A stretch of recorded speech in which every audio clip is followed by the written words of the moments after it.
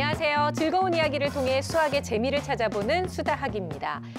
우리 아이들 중 절반이 친구에게 물건을 빌려주기 싫어서 거짓말을 해본 경험이 있다고 합니다. 사실 아이들하면 천사 같고 정말 너무 순수하고 거짓말이라고는 전혀 모를 것 같은 그런 얼굴을 하고 있는데 내 아이가 거짓말을 했다고? 라는 얘기를 듣게 되면 엄마는 정말 너무 배신감도 느끼고 또 한편으로 걱정도 많이 될 것 같아요. 거짓말이라는 게 뭐 크고 작고 이렇게 꼭 나눌 수 있는 게 아니라 무조건 거짓말을 했다고 하면 사실 좀 혼내기도 하고 바로 잡아줘야 될 필요가 있는 거죠, 선생님. 그렇겠죠. 근데 그 거짓말은 선생님한테도 합니다. 진짜요? 네, 저희 반 아이들도 보면은 과제 발표하거나 뭔가 숙제를 제출할 때 정말 배가 아프다고 표정까지도 너무 절실하게 아파서 네. 이렇게 보건실에 보내고 나면 그 시간이 끝날 때쯤 보건 선생님이 얘 노래 부른다고 빨리 데리고 가라고 이렇게 전화 오고 그런 경우가 굉장히 네. 많거든요. 그런데 거짓말은 하지 말아야 된다는 건 아이들 스스로도 다 알고 있어요. 근데 요것을 가정에서 이제 거짓말 하지 말아야 돼라고만 하시기보다는 네. 금도끼, 은도끼라던가 또는 유명 인사들의 정직과 관련된 사례들이 굉장히 많거든요. 그런 일화들을 함께 얘기하면서 한 번 더 정직의 중요성을 좀 되새겨보는 시간을 많이 가졌으면 좋겠습니다. 네. 저도 예전에 좀 거짓말을 좀 했죠. 어렸을 거짓말 때. 전문가 수준 아닐까 싶어요. 저는 뭐 거짓말로 거의 또 사업으로 했는데 친구 5명하고 네. 문방구 앞에서 우리가 도원 결의를 했죠. 각자 엄마한테 참고서 5권 산다고 그러고 네. 돈을 받아오기로 했어요. 해서 각자 한 권씩만 사는 거예요. 돌아가면서 종류별로. 그래서 검사할 때는 갖고 가서 엄마 샀지? 하고 다 보여주고 남은 돈 가지고 막 오락실 다니고 막 그랬단 말이에요. 근데 지금은 이제 후회를 하죠. 그래요. 그때 한 10명이 모여가지고 10권 산다 그랬었으면 네. 더 많이 남았을 텐데 그때는 내가 아직 어렵구나. 그걸 후회하는 거예요, 참 그거? 순수했구나 이런 생각을 많이 하고 있어요. 상당히 머리가 좋으신 것 같다는 생각이. 그러니까 말이에요. 아유. 고등학생들도 거짓말을 많이 하는데 사실은 작은 거짓말들이 많아요. 지각한 이유에 대해서 이야기한다든지 수업 시간에 수업을 듣기 싫으면 아파서 엎드려 있다든지 이런 거짓말을 하게 되는데 그럴 때마다 좀 심하게 혼내거나 매로 다스려야 된다라고 생각하시는 분들이 있는데 그렇게 되면 오히려 더 지능적인 거짓말을 맞아요. 덮기 위한 거짓말을 하는 경우들이 있어요. 또 안 좋은 것들은 거짓말했을 때 야, 너 뭐가 되려 그러냐라고 하는 근본적인 부분에 대해서 지적을 하시는 경우가 있는데 그런 것보다는 왜 거짓말을 하게 됐는지 그 상황들에 대해서 좀 말씀을 나눠보신다면 거짓말을 안 하고 좀 더 편안하게 대화가 가능하지 않을까 싶습니다. 그러니까 이 거짓말이라는 게 진짜 어려운 게 이런 이유 때문이에요. 막 혼내면 나중에는 혼나기 싫어서 또 다른 거짓말을 하게 될 수도 있고 그렇다고 너무 쉽게 넘어가면 거짓말 해도 되는구나 이렇게 생각할까 봐 걱정이 되거든요. 그러니까 외부에다 하는 거짓말은 뭐 그렇다 치고 엄마한테 하는 거짓말은 좀 가슴 아픈 일이잖아요. 그쵸. 왜냐하면 나는 너를 다 용서할 생각도 있는데 근데 우리 아이가 나한테 자꾸 거짓말을 한다는 얘기는 내가 평상시에 좀 무섭게 굴지 않았나. 그래서 진실을 얘기했다가 참 많이 혼날까 봐. 네. 그래서 어머니께서 자기가 아이한테 어떻게 대했는지를 한번 생각해 볼 필요가 있고 두 번째는 아이가 진실을 얘기했을 때 화가 나더라도 그때 너무 제재를 하면 다음번에 거짓말 할 수도 있으니까요. 아이가 진실을 얘기해주면 가슴이 아프더라도 좀 안아주는 게 네. 엄마의 역할이 아닌가 싶습니다. 그래 솔직하게 얘기해봐. 다 용서해줄게 해놓고 막 엄마 버럭 화나고 이러시면 안 되는 거죠. 일단 우리부터 좀 우리의 인성을 한번 되돌아봐야 할 것 그거 제가 같고요. 많이 속아가지고 계속 거짓말만 하는 거예요. 그러니까요. 정말 정직함이란 건 인성의 가장 기본이 되는 만큼 아이한테 그 중요성을 늘 강조해 줘야 할 것 같습니다. 자, 오늘의 수학 고민을 만나볼 텐데요. 오늘의 주인공은 초등학교 2학년 여학생입니다. 어떤 고민이 있는지 지금부터 함께 만나볼게요. 오늘 수다학이 찾아간 곳은 경기도 수원시. 네. 안녕하세요, 어머니. 예, 안녕하세요. 네, 오늘 주인공 어디 있나요? 저기 안쪽에서 지금 뭐 하고 있는 것 같은데. 네. 뭐 하고 있다는 거 보니까 공부는 아닌 모양입니다. 제작진에게 눈 한 번 안 돌리고 무언가를 열심히 만들고 있는데 집중력이 정말 대단한데요? 아유, 아기자기하게 잘 만드네요. 안녕. 안녕하세요. 강아지를 좋아하는 오늘의 주인공, 초등학교 2학년 이시은 양입니다.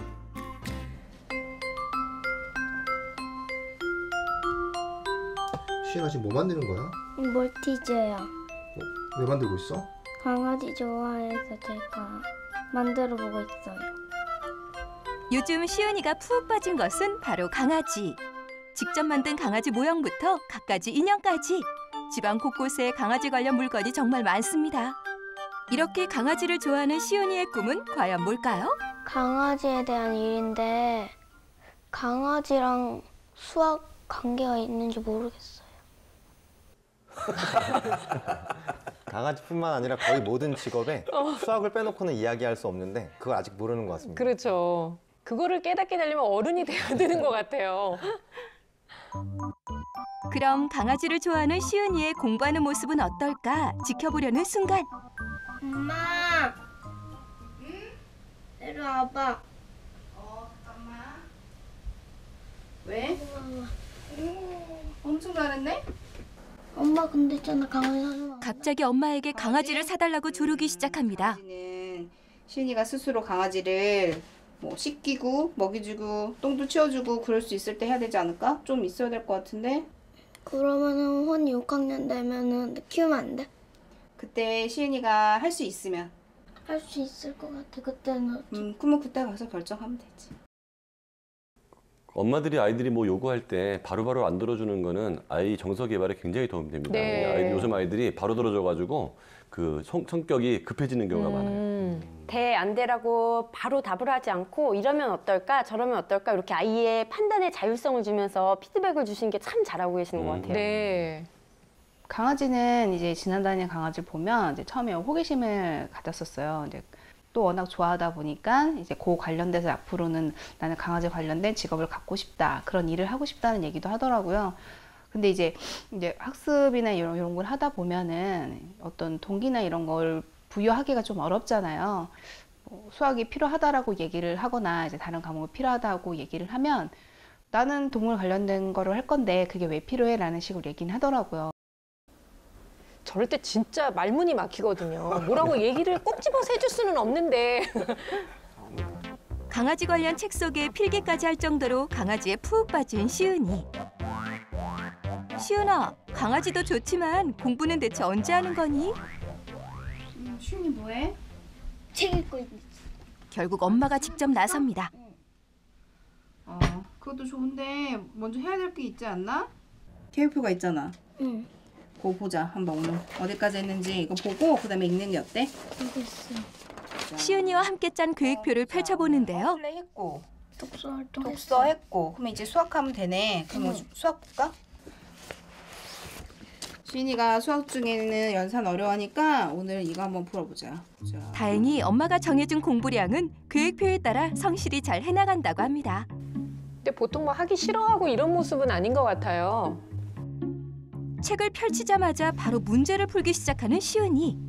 문제도 지금 두 자릿수 덧셈 뺄셈 혼합 계산인데 딱 2학년에 적절한 수준이거든요. 아, 네. 야, 그래도 집중력 좋은데요. 네. 자세도 좋고 집중도 잘하고. 그런데 문제집에 풀이를 잔뜩 써서 풀고 있네요.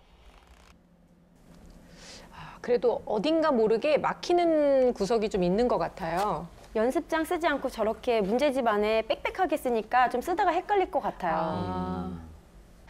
어딘가 답답한지 문제를 풀던 손이 멈추고 결국 엄마에게 도움 요청. 엄마. 이 문제 어려워. 뭐가 어려워? 이거 너무 계산식이 복잡해. 아 복잡해? 자 여기 보면 빨간 선 있는 데를 먼저 해볼까? 요거는 먼저 할 수 있겠어? 시은이의 질문에 친절하게 도와주는 엄마. 아이를 혼내지 않고 어려워하는 부분부터 짚어보며 차근차근 옳지. 함께 풀어본다고 해요. 맞아. 차근차근 해보면 돼. 요거랑 요걸 이제 더해보면 여기를 써볼까? 이거를 여기다 그대로 쓰면 그래 잘하네. 차근차근 생각해보면 돼. 시은이의 대답을 유도하고 칭찬으로 대응하는 엄마. 엄마 근데 여기다 또 하면 여기 계속 내려가는데 이거 그건 상관없어. 지우개도 되고 아니면 다른 종이에다 써도 될 것 같은데? 그럼 그냥 하면 그래. 그럼 계속 풀 수 있겠어 그런 식으로? 시은이가 어려워하는 것을 받아주고 끝까지 부드럽게 답해주는 모습 정말 훈훈하죠? 일단 엄마가 뭐가 어려워 할 수 있는데 이렇게 얘기 안 하고 일단 받아들이는 이런 태도는 굉장히 좋은 것 같아요.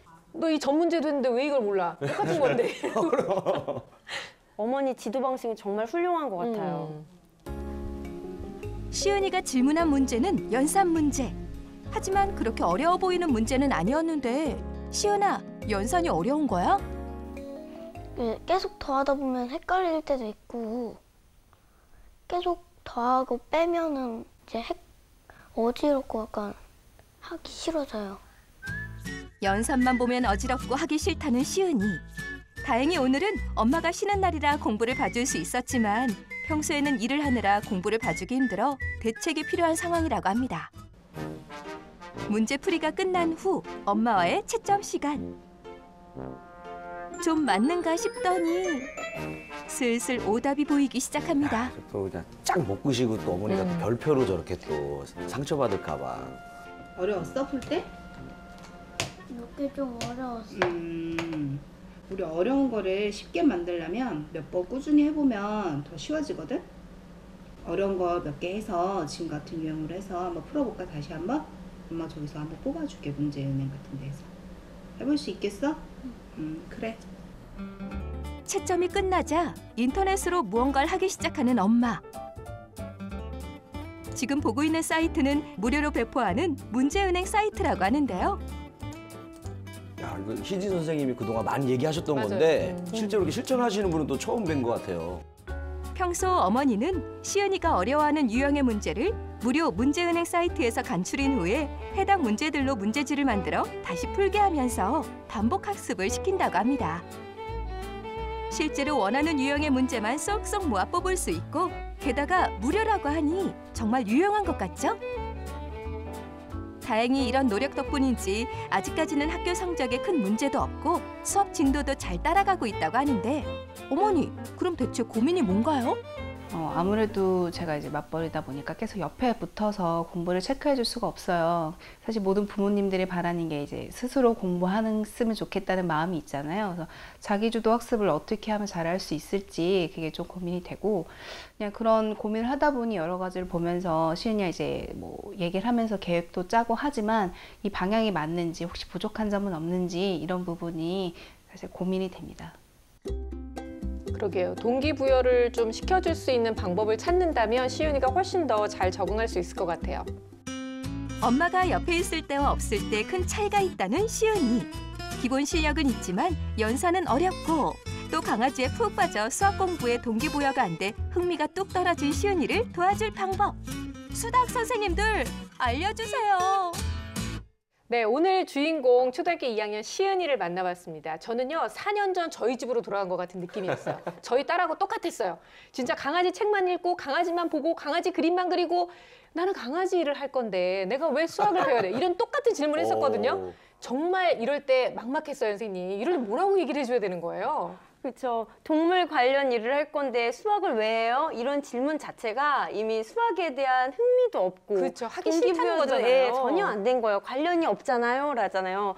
그런데 이런 경우에는 자기가 좋아하는 것을 가지고 수학과 연계해서 안내를 해주는 게 좋아요. 다행스럽게도 시은이 같은 경우는 강아지라는 명확하게 좋아하는 소재가 있기 때문에 네. 이것을 활용해서 안내를 해주시면 됩니다. 우선은 강아지가 좋으니까 이제 강아지 관련 직업을 갖고 싶다고 했는데 먼저 다양한 강아지를 키우는 여러 가지 직업의 종류를 안내해 주는 게 좋아요. 수의사를 비롯해서 뭐 동물 조련사 등등 여러 가지 직업을 안내하고 그 직업 각각에 다 수학이 이렇게 필요하다라는 거를 자세히 하루에 하나씩 읊어주면 좋은데 뭐 예를 들면 강아지를 키우는 공간, 강아지 집의 크기도 강아지하고 크기에 비례해서 또 사료의 양도 비례해서 계산을 해야 되고 네. 또 강아지의 마리수, 가격, 키우는데 드는 비용도 덧셈 뺄셈처럼 지금 시은이가 공부하는 수학 연산을 이용해서 계산해야 된다. 또 강아지 아플 때 약을 먹일 때도 약 측정량도 정확하게 측정해서 줘야 된다. 이런 식으로 구체적으로 찝어준다면 아이가 아 정말 강아지를 키우는데 수학이 필요하구나 라는 생각만 가져도 동기 유발이 확실히 되죠. 진작에 이 얘기를 들었어야 되는데 너무 힘들었어요, 몇 년 동안. 저는 일단 요 생각을 했어요. 왜 아이들은 강아지를 좋아할까? 왜냐면 어렸을 때부터 이런 얘기 많이 하시지 않았어요? 아이들한테? 아우 우리 강아지, 그렇죠, 그렇죠. 우리 강아지, 맞아요, 예쁜 강아지를 맞아요. 하잖아요. 그러다 보니까 좀 강아지에 대한 좀 호감이 생긴 것 같은데 어머니가 이제 그걸 좀 잘 이용하면 좋을 것 같아요. 어떡해요? 실제로 강아지를 사는 거예요. 사서 말 잘 들을 때만 한 번씩 만져보게 해주는 거예요.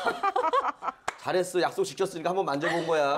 하면서 약간 정말 만나고 싶게끔. 100점을 맞아야지만 강아지를 한번 볼 수 있다. 안고 자게도 해주고. 그래서 약간 강아지를 가지고. 네. 저도 강아지 키워봐서 알잖아요. 진짜 만나고 싶어가지고 만지고 싶고 자꾸 안고 다니고 싶고 한단 말이에요. 그 심리를 좀 이용하면 좋지 않을까 이런 생각을 해봤습니다. 그러면 어머니가 강아지를 키우느라고 너무 힘드실 것 같아서 네. 저는 좀 비추, 저는 추천하지 않습니다. 근데 지금 보면은요, 단순 연산에 대해서는 좀 쉽게 생각하는 것 같은데 혼합 연산에서부터 일단 딱 막히는 그런 모습이 좀 보이거든요. 이 문제는 저희가 여러 차례 말씀을 해드려서 사실은 해결 방법이 있잖아요. 네, 맞습니다. 두 자릿수의 뺄셈과 덧셈에 대한 혼합 연산을 어려워할 뿐만 아니라 그걸 거부하고 있는 상태인데요. 근데 문제 푼 거를 봤을 때 문제 어떤 것들은 또 맞추고 어떤 것들은 또 틀리고를 이제 계속하고 있는 것을 봐서 개념을 모르는 것 같진 않고 충분한 연습이 되어 있지 않은 상황인 것 같아요. 이럴 때에는 체계적으로 연습할 수 있도록 어머니께서 도와주시는 부분이 필요하다는 생각이 드는데 어머니께서 이 문제 풀 때 엄마 이거 연습장에 풀어야 되는 거야? 그냥 문제집에 풀어도 돼? 라고 질문했을 때 네가 좋은 대로 해도 돼? 라고 하는 대답을 하셨는데 그것이 아니라 지금 연산하는 과정 가운데 자기 글씨 때문에 헛갈려 하거나 틀리는 경우들이 보이기 때문에 연습장을 좀 아깝다고 생각하지 말고 한 페이지를 3칸으로 나눠서 띄엄띄엄 풀면서 자기의 연산이 잘 보일 수 있도록 연습장에 푸는 연습을 했으면 좋겠다라는 생각이 들고요. 그리고 크레이를 이용해 가지고 연산을 실물을 보면서 할 수 있도록 해본다든지 아니면 더하기 빼기에 관련된 여러 가지 보드 게임들이 나와 있거든요. 그것들을 실제로 해보면서 연산이 어렵고 지겨운 것만이 아니라 재밌다라고 하는 것을 말해주는 것도 좋다고 생각합니다. 네. 근데 엄마하고 사이가 좋아서 그런지 동기도 없고 흥미도 별로 못 느끼고 있는 수학이지만 엄마가 해보자, 잘하자 이렇게 얘기를 하면 잘 따라가고 있는 모습은 일단 좀 기특했거든요. 검사 결과를 좀 보면 시은이가 왜 이렇게 싫어하는지 이유를 알 수 있을 것 같아요. 화면을 보면서 설명을 드리겠습니다. 네. 시은이의 전체 인지 능력은 우수한 수준이고요. 그다음에 언어성하고 동작성 차이도 거의 없기 때문에 두뇌도 안정적인 아이죠. 아까 보면 아이가 차분하잖아요. 그렇죠? 네. 그렇게 느낄 수 있고 이 아이의 그 강점이라고 하면 공통성, 즉 추론 쪽에 좀 강점이 있고요. 다소 약점이라고 할 만한 게 기호쓰기의 약점인데 일반적으로 기호쓰기의 약점이라는 것은 시각적 처리 능력이나 시각적 기억력이 별로 안 좋은 건데 아까 이 아이의 하는 모습을 봤을 때는 그런 모습이 안 보이잖아요. 네.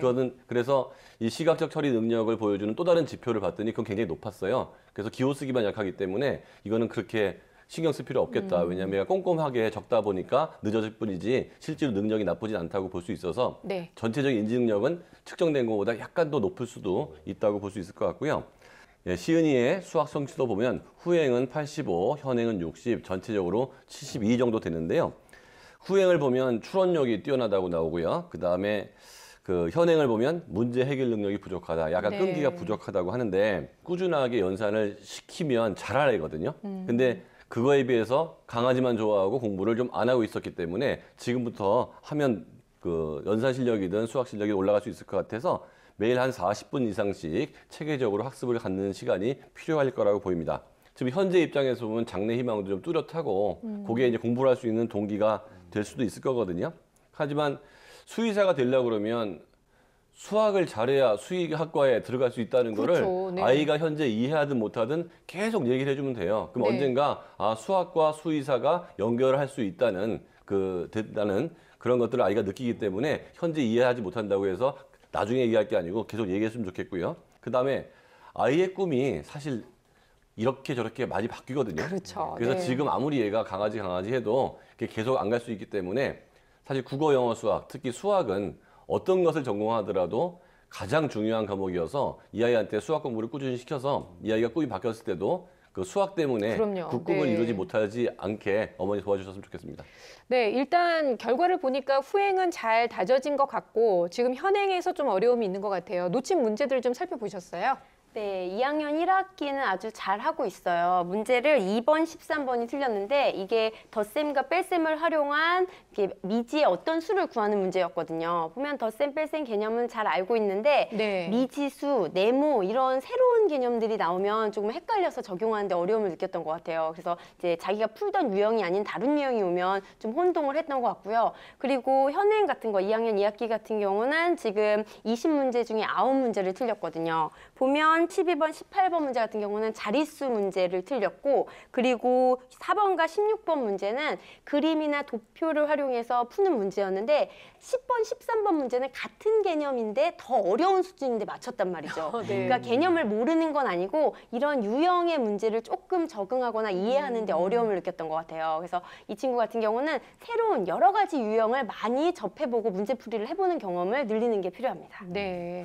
그 얘기를 들어보니까 좀 개념은 잘 알고 있다라고 좀 하셨는데 그러니까 또 그 어머니께서 그 문제은행을 통해서 네. 직접 막 문제도 많이 풀게 해주시고 문제도 막 뽑으시고 막 그러셨잖아요.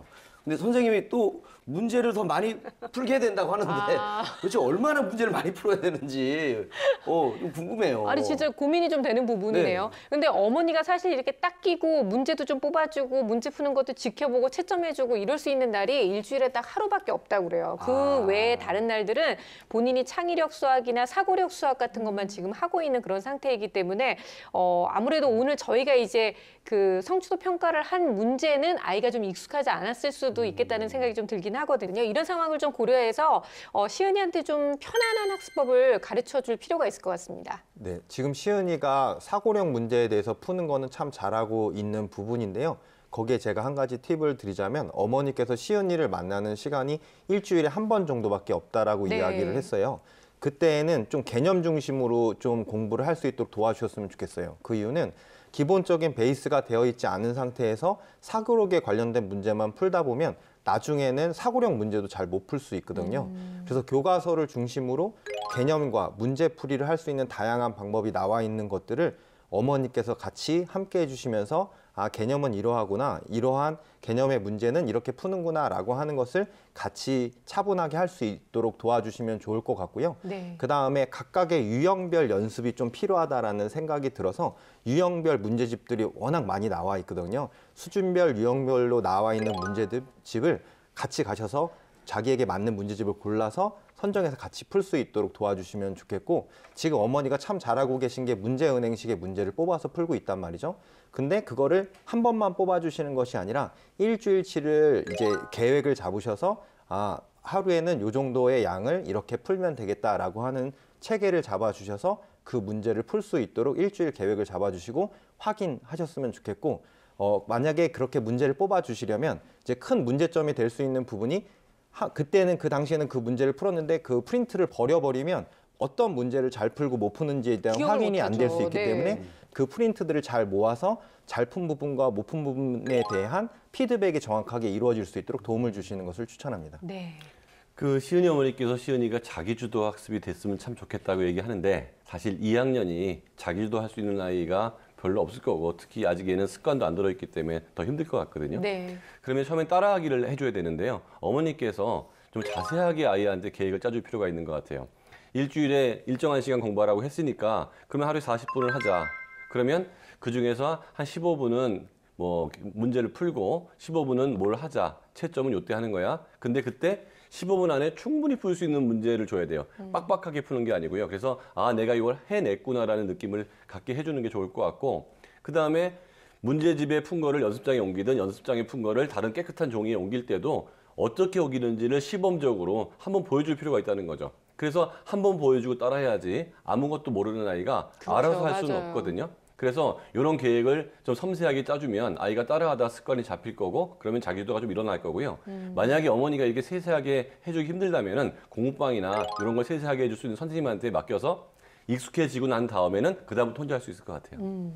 시은이 같은 경우는 이제 동기 유발이나 수학에 대한 흥미를 잡는 게 관건이에요. 그러니까 시은이 같은 친구가 정말로 놀이 수학이 필요하거든요. 그래서 놀이를 통해서 수학을 익히면 좋은데 지금 학습하는 모습을 보면 마치 고학년처럼 지필 문제 위주로 문제풀이 위주로 빡빡하게 공부를 하는 듯한 느낌이 들어요. 그래서 이제 놀이 활동을 좀 접해줘야겠고 또 문제 푼 거를 보면은 이제 새로운 유형에 대해서 자기가 아는 거를 잘 문제로 해결하지 못하는 게 있기 때문에 유형별로 또 문제를 푸는 학습도 필요해요. 그래서 공부 비율을 놀이 수학 50, 문제풀이 학습 50 이렇게 반반으로 비중을 두고 공부를 하되 놀이 수학 같은 경우는 이게 공부인지 노는 건지 잘 모르게끔 네, 이끄는 맞아요. 게 굉장히 중요해요. 그러기 위해서는 자기가 정말 흠뻑 빠진 거, 정말 좋아하는 거, 생각만 해도 미소가 띄어지는 그 소재로 다루는 게 좋은데 강아지가 있기 때문에 강아지 소재로 다루는 거죠. 그래서 이제 놀이 수학을 할 때 주로 이제 강아지 그림이 각각의 카드에 그려져 있는 연산 게임이 있어요. 보드 게임 같은 거. 그래서 볼 때마다 뒤집으면 강아지가 나와서 너무 행복하고. 그래서 이제 이런 연산 게임 또 조립을 해서 완성하면 강아지 모양이 완성하게 되는 그 조립 놀잇감이라든가 이런 것들을 제공을 해서 재미있게 할 수 있도록 하고 그리고 이제 동물에 관련된 기사거리라든가 읽을 거리, 뭐 수의사 인터뷰 자료라든가 이런 재미있는 동물 동화 같은 것들을 함께 읽고 이야기를 푸는 거죠. 근데 그 내용도 짚을 뿐만 아니라 어머니가 끝에 수학적인 발문을 간단히 해주시는 거예요. 예를 들어서 우와 여기는 어미개가 강아지를 10마리 낳았네. 이런 식으로 나오면 10년 뒤에는 강아지가 몇 마리가 될까? 이런 식으로 발문을 하면서 무섭네요. 개판이네. 그런데 이렇게 좋아하는 거를 끌면 저학년 어린이들은 너무 즐겁게 따라오거든요. 네. 그래서 이런 시도를 해보시는 게 좋을 것 같습니다. 아유, 그래요. 진짜 강아지 관련 일을 할 건데 수학이 왜 필요하죠? 라고 질문을 했었는데 시은아, 결국은 그런 똑같은 질문을 했던 아줌마네 집 딸도 지금 수학을 열심히 하고 있단다. 결국은 하게 되는 일이니까 열심히 그 흥미를 찾아서 동기를 찾아서 한번 도전해보면 분명히 좋은 결과가 있을 거야. 자, 오늘도 많은 솔루션이 나왔죠. 이 수다학 전문가들의 솔루션의 핵심, 결정적 한방 한방. 들어봅니다.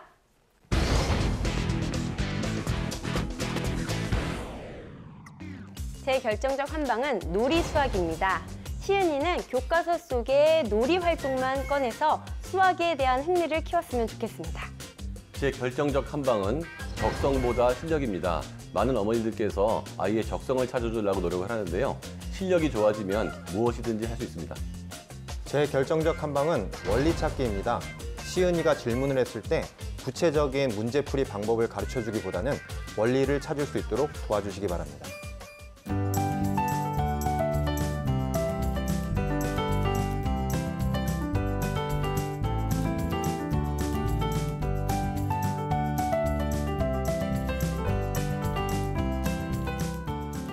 자, 우리 이리 씨의 결정적 한방도 기대가 되네요. 네, 시은이를 위한 제 결정적 한방은 네, 바로 이겁니다. 해피야, 손, 잘했어, 앉아, 기다려. 나도 모르게 손 줄 뻔했어요. 줄 뻔했어요? 바로 요겁니다. 우리 강아지를 좋아하기 때문에 네. 제가 또 강아지를 또 이 3마리를 키워보고 있잖아요. 그래서 강아지의 심리를 좀 아는데 강아지를 훈련시킬 때요. 이 같은 말로 꾸준히 반복적으로 해줘야 돼요. 그러니까 예를 들어서 뭐 기다려 할 거면 기다려만 계속 해줘야 되는데 멈춰, 스탑, 뭐 섞어서 하잖아요. 네네. 강아지가 헷갈려 하면서 강아지가 말대로 훈련이 제대로 안 되고 개고생만 합니다. 그렇기 때문에 한 가지 언어로 반복적으로 해주는 게 중요해요. 그래서 우리 시은이도 연산이라는 그 하나만 딱 몰입해가지고 반복적으로 꾸준히 하면은 연산을 극복할 수 있지 않을까. 네, 강아지 훈련하듯이 네네. 이렇게 하면 좋을 것 같아서 준비했어요. 그래요. 아마 이렇게 접근을 하면 시은이도 이래서 내가 이거를 반복해서 해야 되는구나 하고 이해를 할 수 있을 것 같아요. 뭐든지 반복하고 익숙해지면 그게 쉬워지면 이래서 재밌구나라는 걸 알게 되니까 우리 시은이한테도 이런 방법으로 접근하시면 아마 좋은 결과가 있을 겁니다. 자, 이번에는요. 수다학 파인드매스 시즌2 함께 할 텐데요. 산업 속에서 어려운 문제들을 해결하고 있는 수학의 이야기 들어보고 있습니다. 오늘은 어떤 내용인지 좀 생각을 해보셨어요? 저는 좀 알 것 같아요. 진짜로요? 네, 그래서 지난주에 우리가 할 얘기가 굉장히 많았는데 네. 사실 좀 시간이 조금 모자라가지고 모자랐죠. 다 못했습니다. 네. 지난주가 이제 항공 이야기였잖아요.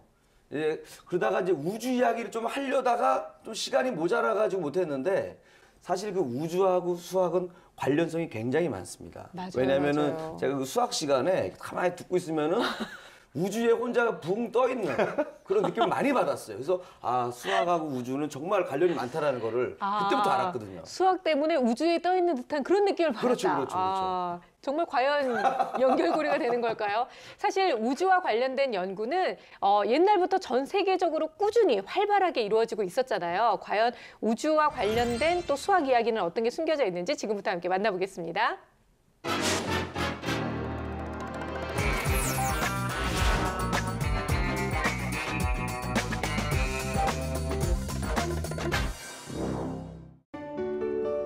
오래전부터 인류는 수학이라는 강력한 도구를 사용해 자연의 여러 가지 패턴과 현상의 원인을 찾아내기 위해 노력했습니다. 그리고 이는 행성의 공전 궤도와 같이 우주의 법칙을 찾아내는 데까지 확장되는데요.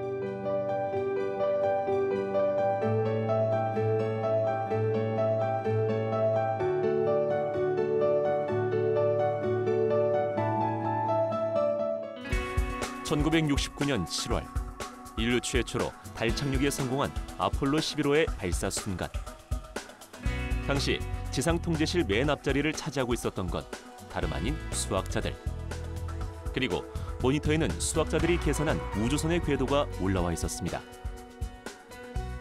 우주선이 어느 지점에서 가속해야 달의 궤도로 정확히 들어갈 수 있는지 결정하는 것은 무엇보다 중요합니다. 그 이유는 지구와 다른 행성은 서로 다른 주기로 끊임없이 태양 주위를 움직이고 우주선은 이런 행성과 태양의 중력에 계속해서 영향을 받기 때문입니다. 아폴로 11호는 지구를 떠난 후 우주 공간에서 지구와 달의 중력이 균형을 이루는 지점을 일정한 속도로 돌았습니다. 그리고 이때 수학자들의 철저한 계산을 통해 우주선은 무사히 달에 안착할 수 있었는데요. 그렇다면 과연 어떠한 수학적인 원리가 뒷받침되었던 걸까요? 바로 17세기 수학자 뉴턴의 가속도의 법칙입니다. 뉴턴은 속도가 시간에 따라 변화하는 비율이 가속도임을 밝혀내고 이를 이분 방정식으로 표현했는데요. 수학자들은 이러한 뉴턴의 수학을 활용해 어느 지점에서 엔진을 점화해 가속도를 얻어야 하는지 알아냈고 이 외에도 기하학적 지식, 적분 등 다양한 수학적 계산을 활용해 최소한의 연료로 정확히 궤도에 진입할 수 있도록 길을 설계한 겁니다. 이러한 수학적 계산은 여기에서 그치지 않습니다. 시시각각 변하는 기상을 관찰해 날씨 정보를 보내주고 전파를 송수신해 수많은 방송 시청과 휴대폰 사용이 가능하게 하며 선박, 비행기, 자동차, 심지어 개인의 위치 정보까지 파악할 수 있게 하는 인공위성. 지금 우주에 떠있는 수많은 인공위성 역시 아폴로 11호와 같은 방법으로 길을 찾았습니다. 그런데 인공위성은 쓰임새에 따라 저궤도, 중궤도, 정지궤도처럼 궤도가 다르게 설정됩니다. 이때 인공위성이 각자 위치에서 추락하지 않고 궤도를 둘 수 있는 이유가 무엇일까요? 그 배경에는 중력과 원심력을 바탕으로 한 수학적 계산이 있었기에 가능했습니다. 인공위성이 지구 표면에서 수백에서 수천 킬로미터 위에 떠 있지만 중력은 여전히 작용하고 있는데요. 만약 인공위성이 지구 주위를 돌지 않고 가만히 떠 있다면 중력에 이끌려 추락하겠지만 지구 주위를 돌면 중력과 반대 방향으로 원심력이 생기기 때문에 원심력과 중력이 평형을 이루면서 떨어지지 않는 겁니다. 또한 중력은 거리의 제곱에 반비례하기 때문에 인공위성이 떠 있는 높이가 낮을수록 더 크게 작용합니다. 그리고 인공위성의 속력은 지구 중심으로부터의 거리에 반비례하는데요. 쉽게 말해 지구 중심으로부터 거리가 가까울수록 인공위성의 속력이 빨라야 하기 때문에 저궤도의 인공위성은 상대적으로 더 큰 중력을 이기기 위해 빠른 속도로 주위를 돌아야 하는 겁니다. 이때 수학은 이 원리들을 고려해 인공위성의 궤도, 속도, 고도, 그리고 다른 위성들과의 충돌 가능성 등을 정확히 계산해 무사히 임무를 수행할 수 있도록 하는 데 결정적 역할을 하고 있습니다. 지구를 벗어나 인류 최초로 달에 첫 발걸음을 내디딘 사건부터 현재 우리 생활에 막대한 영향을 끼치고 있는 인공위성까지 수학적 계산이 뒷받침되었기에 가능했던 항공 우주 산업의 발전. 이외에 우주의 다양한 원리를 증명하는 데 어떠한 수학이 밑바탕이 되고 또 앞으로 어떠한 문제를 해결할 수 있는지 파인드메스에서 함께 만나보시죠.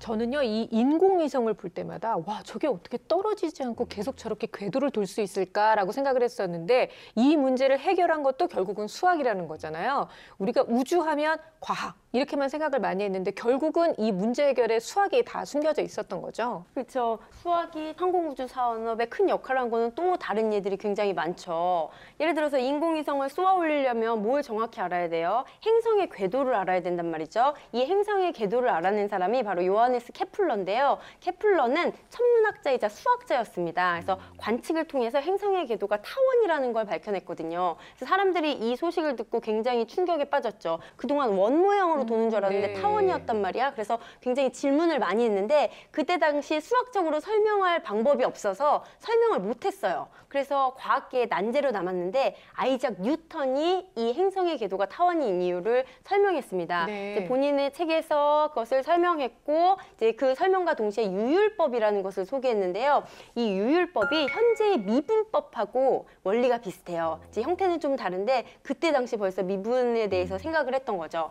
그래서 이 원리를 설명하자면 태양이 지구를 끌어당기는 힘에 의해서 지구의 움직임 방향에 영향을 줄 수 있다. 그래서 시간당 지구의 움직임을 측정해서 지구의 위치 변화와 태양과의 관계를 삼각형으로 표현해서 그 위치 변화를 측정해서 알아낸 거예요. 네. 이것이 이제 케플러의 제2법칙으로 설명이 돼서 시간당 이동하는 면적의 크기가 같다라는 걸 증명을 해냈고요. 또 이렇게 만들어진 삼각형을 아주 잘게 만들어서 연결해 봤더니 그게 바로 타원 모양이어서 행성의 궤도까지도 설명할 수 있었던 거죠.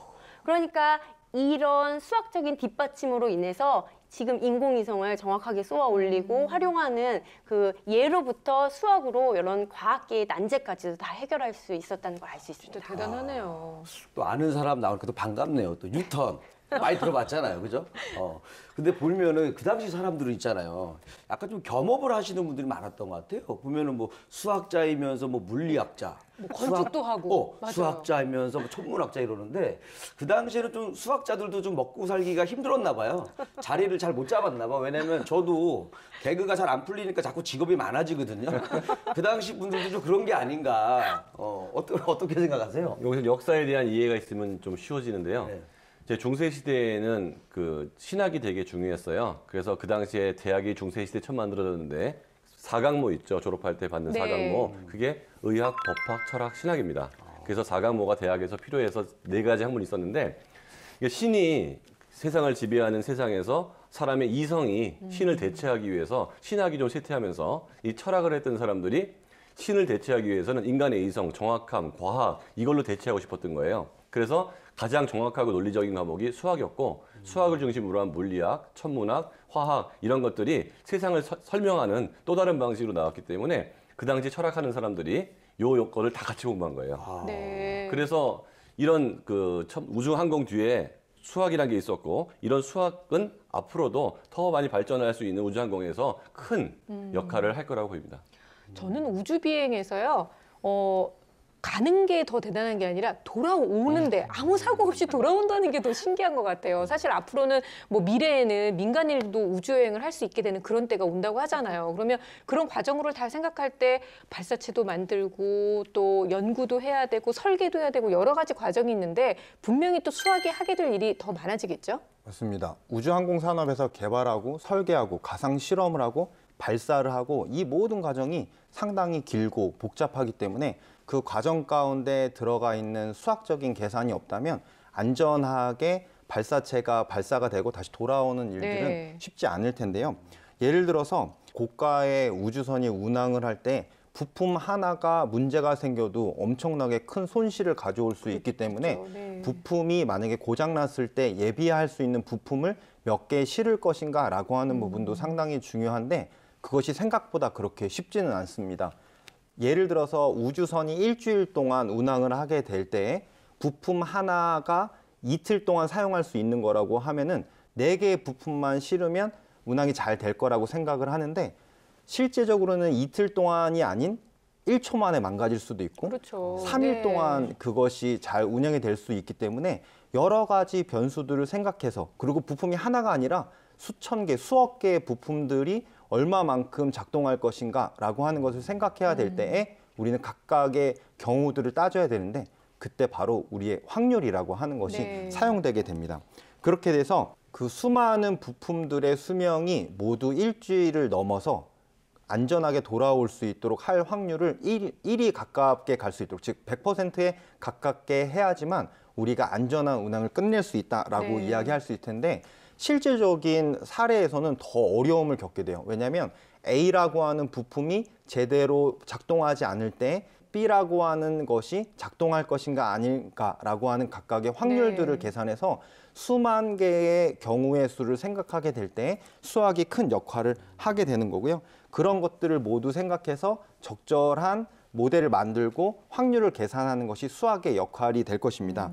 이뿐만 아니라 우주선의 총 무게는 어디까지 제한을 해야 되는지, 각각의 부품은 어느 정도의 무게를 사용해야 되는지, 공기의 저항은 어느 정도까지 가능한지에 대한 경우의 수를 계산하는데 이 복잡한 계산들이 다 수학을 바탕으로 하고 있다는 것을 봐서는 수학의 역할이 매우 크다라는 것을 알 수 있습니다. 네, 왠지 그 우주 비행사들의 몸무게까지도 다 체크해야 되는 것도 포함이 될 수도 있는 거잖아요.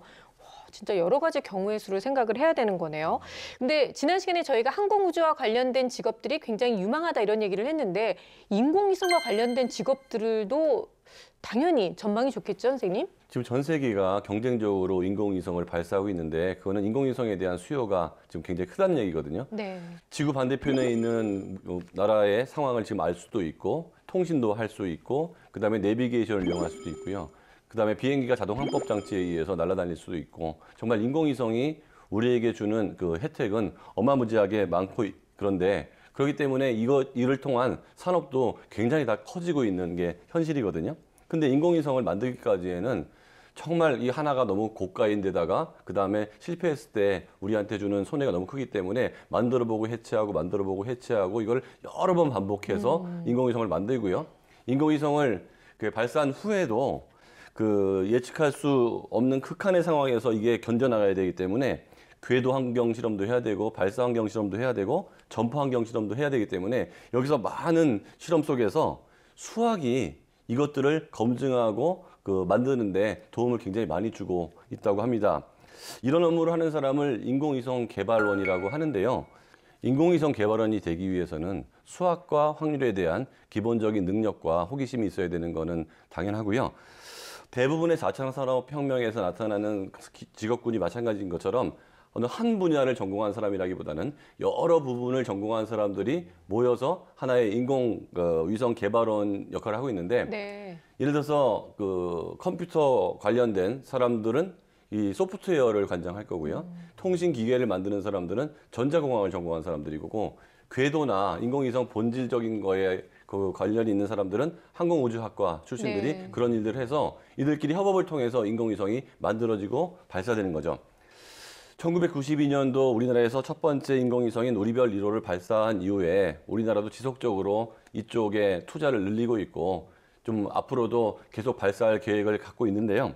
한국에서는 국가연구기관인 한국항공우주연구원, 그다음에 한국과학기술원, 인공위성연구센터를 비롯해서 몇몇 국가기관에서 일을 하고 있지만 향후에는 더 많은 민간 기업이 여기 참여할 거라고 예상되기 때문에 수학을 바탕으로 한 이런 인공위성 기술에 많은 전망이 있다고 볼 수 있습니다. 네, 사실 우주하면 미지의 세계잖아요. 누구나 다 어떻게 생겼을지 너무나 궁금해하는 그런 세계이기 때문에 이 안에 들어있는 수학 이야기를 듣다 보니까 그래, 아이들이 뭔가 수학을 공부하면서 너무 지치고 진짜 재미없고 지루하다고 느낄 때 뭔가 이렇게 관심 가는 분야에 숨겨져 있는 재미있는 수학 이야기를 들려주면 큰 도움이 되지 않을까라는 생각이 듭니다.